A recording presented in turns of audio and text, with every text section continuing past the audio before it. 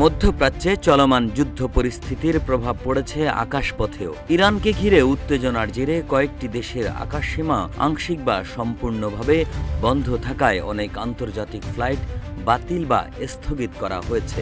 এতে চরম ভোগান্তিতে পড়েছেন বিভিন্ন রুটে ভ্রমণরত যাত্রীরা।